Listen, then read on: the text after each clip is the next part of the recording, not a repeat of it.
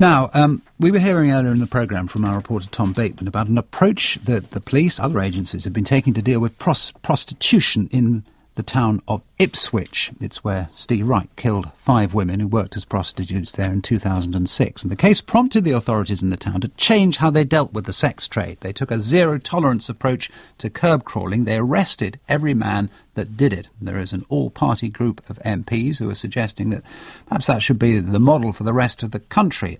Gavin Shuker is the chair of that group, and Niki Adams is from the English Collective of Prostitutes and is here with him. Morning to you both. Good morning. Good morning. Niki Adams, first of all, you don't think it's a good idea, and you don't approve of what's been done in Ipswich. Well, criminalising clients won't stop prostitution. It won't stop the criminalisation of sex workers, but it does make it more dangerous and stigmatising for sex workers to work. And what worked in Ipswich was that women, sex workers, were given financial assistance, help with affordable housing and a mobile phone. And I'm sure that sex workers around the country are now saying, well, if we had those kind of resources, we would stand a much better chance of being able to get out of prostitution.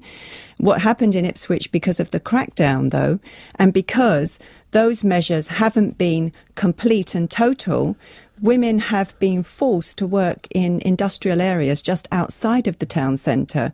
So especially in this climate now, when we're facing things like benefit sanctions, a massive rise in homelessness and poverty wages, a lot of women, in particular mothers, can't get out of prostitution. It's the best option considering other options. And in Ipswich, where they've got rid of the visible sign of prostitution in the city centre, they've been pushed into more isolated areas. So, Gavin Shuker, the thing is to provide the help for women to get out of prostitution, but not to do the other side of this, which is attacking, penalising, criminalising the men who are seeking sex. Well, of course, the reason why the model in Ipswich stands as probably the most successful model for tackling on-street prostitution in the last 15, 20 years is that there was a renewed emphasis on the police of trying to keep women out of the criminal justice system while also going for those that create the demand in the first place. And we did a year-long inquiry, took more than 400 different submissions from those that sell sex, those that buy it, and the agencies we asked to pick up the pieces. And our conclusion was stark. Because the law sends no clear signals at all about the nature of prostitution, it does nothing to reduce demand, which means that none of these agencies actually step up to the plate and enforce the law as we want it. Is it not fair to say that you're a little obsessed with the demand side of it, because your group has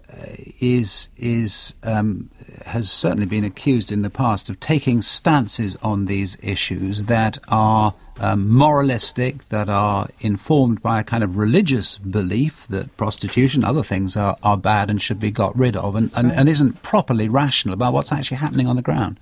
No, not at all. I'd encourage people to go and read the report. It's very clear. I mean, you could accuse me of being a godbotherer, but you probably can't accuse Caroline Lucas, for example, who chaired the launch of the report. What you've got is a coalition of people that are looking at the evidence, who are seeing that this is a highly exploitative trade. This is a trade in which many people are trapped. There's very little help for exit, and politicians, quite understandably, don't want to talk about sex, but they're missing the point here, which is this highly exploitative trade is trapping people today. Niki Adams. Well, this report was not only biased, but also deeply inaccurate. It actually quotes me as saying things I never said and were assigned to other people.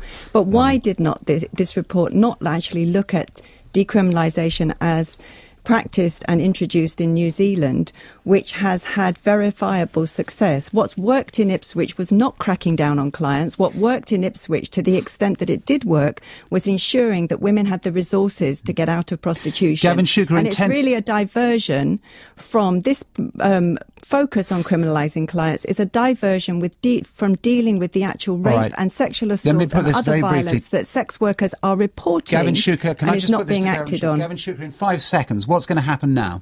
Where do you go we hope with this? that all political parties will commit to reviewing the law in the next Parliament so we can actually get a better outcome.